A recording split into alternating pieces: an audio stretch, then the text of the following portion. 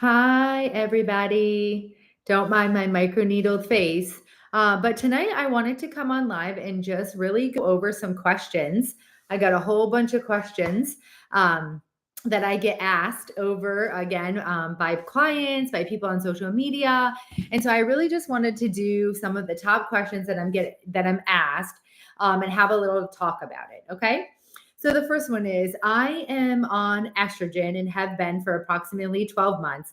My hot flashes are gone, but I'm still having joint pain and my doctor is not helping. Okay. We know that the estrogen is working, right? If hot flashes are gone, but you're still having joint pain. So that just means that you're not on the right dose. Sometimes it's also the right route. Okay. So what I would say is obviously have a conversation with your doctor. My symptoms aren't completely gone. Can we look at a different dose? Can we look at a different route? Some women that are taking transdermal, it's not going through their skin, or we need a higher dose, or we switch to the patch, or we can switch to oral. There's so many ways, right? If one way isn't working, this is what I always tell the clients. If one way isn't working, then we try a different way. So I would say have that conversation. And if still your doctor is not willing to change, then obviously you got to find someone who is. I have high cortisol. Do you think this could be related to perimenopause? Yes, absolutely. Right. So cortisol plays in the same game. Remember, when FSH, or follicle stimulating hormone, which is what tells the ovary or asks the ovary to make estrogen, when that knocks on the ovary and says, "Give me estrogen," and the ovary says, "This is all I got," that FSH goes to the adrenal gland and says, "Hey, adrenal gland, do you have any estrogen?" And the adrenal gland says, "No, sorry, but I have cortisol. You want some?" Same thing with low progesterone state. So absolutely, high cortisol and perimenopause are very much related. I'm suffering from heart palpitations, especially at night. I've had a full cardiac workup and I'm being told that I'm too young for hormones. However, I heard that low estrogen can cause heart palpitations. So you're 100% correct. Low hormone states can cause palpitations, especially estrogen. Why? Because estrogen plays over 400 roles in the female body, and one of those roles is on the vascular, or the vessels. Okay. Estrogen makes those vessels flowy. Woo, woo. So when we have a less estrogen, those vessels kind of stiffen up. You can get heart palpitations, chest pain. I'm glad to hear that you had a full cardiac workup, because hormones are not the only thing at play here, right? And we do want to make sure that there's no underlying heart disease, depending on your age, your risk factors, and things like that. But absolutely, I've had plenty of women here at Lesh that we put them on estrogen and it goes away. Or sometimes they'll be like, I have palpitations, right? And then we increase the estrogen dose and then it goes away, right? And so as long as if it's going away with the estrogen dose, and that's really great. But sometimes we do need further workup, okay? But yes, very much so. Glad to hear you had the workup. Estrogen is probably it. So talk to your doctor. I've had surgical menopause, but I still have residual endometriosis. Can I take hormones? Yes, yes, yes, and yes. Yes, you can. So remember, all of this needs to be personally done with your personal physician, right? But women with endometriosis can certainly take hormones, right? We're very cautious. We look at progesterone. We give progesterone first most of the time. Progesterone, testosterone. We can throw in some estrogen if that causes us any trouble. But yes, absolutely, there 100% you can take hormone replacement and hormone therapy, hormone optimization, if you still have residual endometriosis. Okay. It's just going to be about getting that exact dosage, that exact combination that's going to work for you. But yes, you certainly can. Can ear popping and skin changes on my ears be caused by perimenopause or changes in hormones? This is a great question, because we do hear all these crazy things that happen, right? These zinging sensations. I have itching on my ears. I have itching inside my ears, all of these things. And yes, certainly low hormones can cause that. Again, remember, we have, for estrogen alone, we have over 400, estrogen plays over 400 roles in the female body. And it has, skin, with auto, anti-inflammatory cascade. So yes, absolutely, it can be, right? Again, we need some more research on that. But what I would also say is a lot of times when we put women on hormones and we start optimizing the hormones, I'll say, okay, let's see what 3 to 6 months brings. If this is completely gone in 3 to 6 months, then it was due to your estrogen deficiency. If not, then we go dermatology and different type of routes. Does systemic estrogen help with vaginal dryness and vaginal atrophy? Great, great, great question. We all know that there's gentle urinary syndrome of menopause, right? That's where there are hormones. When we lose them, our vagina can become very dry. We can have pain. We can have urinary tract infections. It's very, very serious. And yes, systemic estrogen, systemic hormone replacement or hormone optimization will help that. Okay. It will help that. Sometimes it's not enough though. And that's why we use vaginal hormones, right? So sometimes systemic will help, but sometimes not enough depending on, what's really happening and how bad GSM is. But yes, systemic hormones should help. And we have vaginal hormones. So that's wonderful. And we don't have to wait, right? So if you're having issues, we can put you on systemic and we can put you on vaginal. We can put you on vaginal first. So yes, hormones will work. I feel HRT isn't working for me anymore after about 8 months. And my doctor says that I'm on the highest dose. And at this point, there's really nothing I can do. Help. Send help is actually what it says. Okay, so here's the thing. You really need to have a personalized look at what's going on with hormone therapy. There can be so many variations. Okay, so I mentioned earlier, if you're taking it transdermally, maybe you're not responding. Maybe it's the area of your body that you're putting it in. Maybe you can switch to oral. Maybe the dose just isn't high enough, right? Maybe there's other co-founding factors. Maybe you have too much progesterone. There's so many maybes that we really need to look into that on a personal level. And the question I would pose to my physician is, well, I'm not on a high enough dose because I still have symptoms, right? And so can we please explore that? Can we look at what other options do I have? Can I do a vaginal ring? Can I try oral? Right? There's so many things you can do. If you feel like it's not working for you, then you need to speak up. Okay. Can frozen shoulder be resolved with hormone therapy? Great question. Great question. I'll tell you this. Most women do not even know that plantar fasciitis, frozen shoulder, and joint pain is caused by hormones. Okay. We do know now, most orthopedics don't know that. Some do. And there is a diagnosis of musculoskeletal syndrome of menopause. Okay.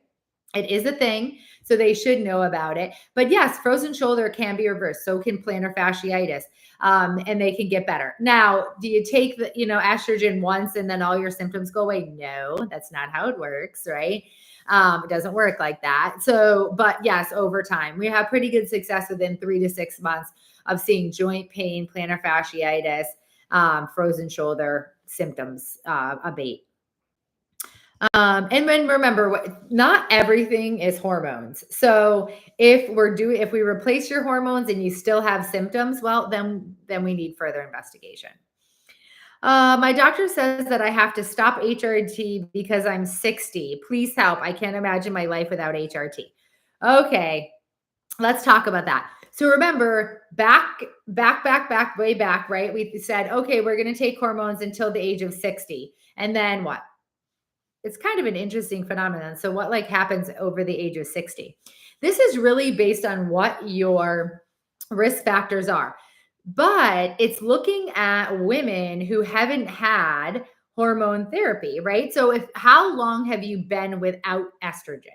Right. So if you're a 60-year-old and you've been on hormone therapy, optimization, or hormone replacement therapy before in perimenopause and menopause, and you've never been off, there's no reason you come off.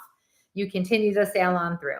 If you're a woman who's 60 and you've never been on hormone therapy and you had menopause when you were 50, so you've been off for 10 years, well, that's a little bit different. That doesn't mean you don't go on hormone therapy. That means we need really to look at you. We need to risk stratify you. We need to look at some things, because the longer you've been without estrogen, the more risk of what? Cardiovascular disease, right? What did we say before? That estrogen makes those vessels like this. So if you've developed a cardiovascular plaques, within those 10-year time, and we give you back hormones and those vessels get nice and juicy again and flowy, boom, you can throw off a clot. Okay. And that's what we don't want. So if you've been on hormones, you've never been without them, then there is no issue, sail on through. If you haven't been without, if you've been without the hormones, right, and you want to go on, yes, we can have that conversation, but that requires a little bit more work and more risk stratification. Okay. That doesn't mean it can't happen. I put 70-year-olds on hormone replacement before, but very carefully, very thoughtfully, understanding the risk. And remember, as women, you don't get to get told no. You should just be told what your risk is, right? So as physicians, we should be educating women. Hey, here, okay, you're 70, you want to go on hormone therapy? Okay, we did this cardiac score. Here's your calcium score. Here's your risks. Here's what the risks are. This is what happens if we start it. But you know what? What about the women that are suffering so bad without it, right? And as women, we get to choose what our risk is. So we get to choose what our risk is. So say that to your doctor. If they still think you need to go off it, then you got to find another doctor. So I am a PCP. Oh, this is from a doctor. I'm a PCP and I have a patient who wants HRT, but I'm not comfortable with it. What would you suggest I do? So this is a great question. First off, thank you. Thank you for saying that you aren't as strong in this as you are in other things, right? And my answer to this is educate yourself, just like with everything else. Read the papers, go to the Menopause Society, look at their position statements, look at the medications. If you're comfortable writing scripts for Xanax and for metoprolol and for antidepressants and for gabapentin and all of those things, you can be comfortable with hormone therapy. These are bioidentical. Now, that being said, if you don't have the time to educate yourself, and if you don't think that you have the capacity in your practice, then please just familiarize yourself with perimenopause and menopausal symptoms, and then refer out. Find the hormone specialist in your local area and send the women to them. I don't think every doctor needs to do this. I think every doctor should have the understanding to be able to understand women and women's health and what happens to women in perimenopause and menopause. But I'm not saying that every doctor has to prescribe hormones, that you have to be comfortable with that. But what I'm saying is you need to be well-versed enough that you can send them to your specialist, just as you would to a GI specialist, as to a cardiologist, right? So thank you for that. So my doctor said that they put all women on this dose in this regimen. I feel like that's the wrong answer. What do I do? So you're absolutely right. It is the wrong answer. And here's why. We say this, and I say this over and over again. Hormone therapy is very, very personalized. And all of the women that I see and treat, I don't think that there's probably 2 women that are on the exact same regimen, because everybody and everybody, right? Bodies and bodies, they all need something different. So to say, I put everybody on this dose, you're going to have a lot of failures, right? You're going to have a lot of people that don't do well, that quit. That's really not the way that it should be. So I don't want to say run, but either ask for a personalized approach or find someone who's going to give you a personalized approach. I have had 4 UTIs this year. Will hormone therapy help me? That is a great question. So we know that vaginal hormones do help and prevent against urinary tract infections. And this kind of goes hand in hand with, what we talked about in the cardiovascular system and with palpitations. But we always want to look in conjunction, right? Not everything is hormones. So hormones play a big role in these things, but not everything is hormones. Can you go on vaginal hormones and it not do anything detrimental to you? Yes. Does that mean that everybody that goes on vaginal hormones, all of their UTIs are gone away? No, right? So there still may be reasons why you're having those, but is it going to harm you to go on vaginal estrogen and find out? No, absolutely not. It would help you, if anything. So I would say the answer to that is yes. I had a bad reaction to the estrogen patch when I first tried it a couple of years ago. Am I doomed? No, you're not doomed.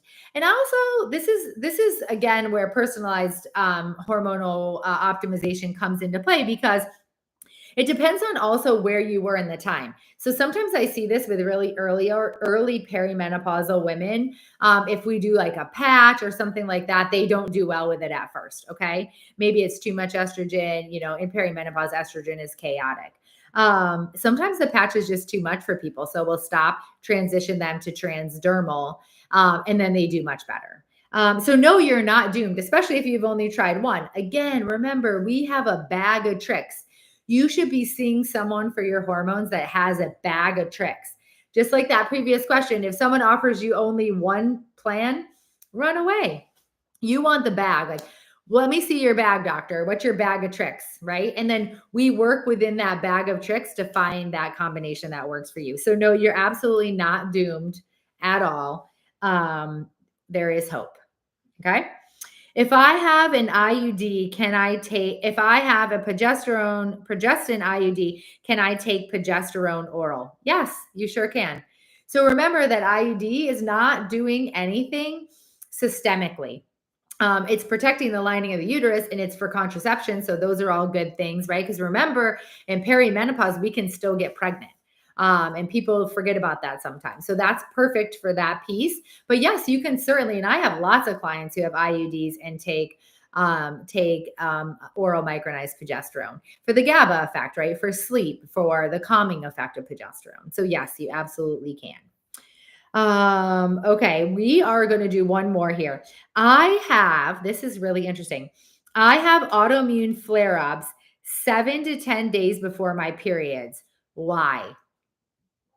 This is a really good question. So remember that estrogen, progesterone, and testosterone play a huge role in regulating in the process of this autoimmune phenomenon and autoimmune systems.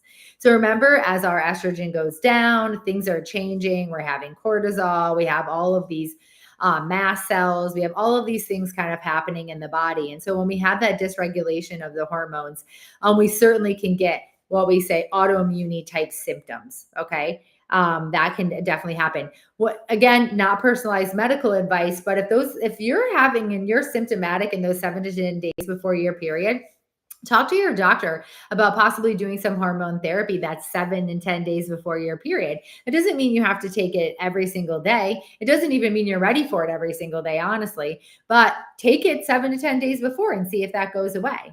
Right. So if you feel like you're inflamed, I'm not sure what your autoimmune flares is, but if you feel like you're inflamed, you're, metabolically deranged, you have histamine releases, mast cell releases 7 to 10 days before your period, get on a little bit of estrogen and see if that goes away in those 7 to 10 days when you take the estrogen, and you'll have your answer. Keep the questions coming. Okay. Like, I just pulled these off. I wanted to kind of get some questions answered and talk a little bit about these things. But I love answering questions. Bring them all, and I'm happy to answer them. Check out some of the YouTubes. Check us out on Instagram, and send the questions my way. I'm happy to answer them.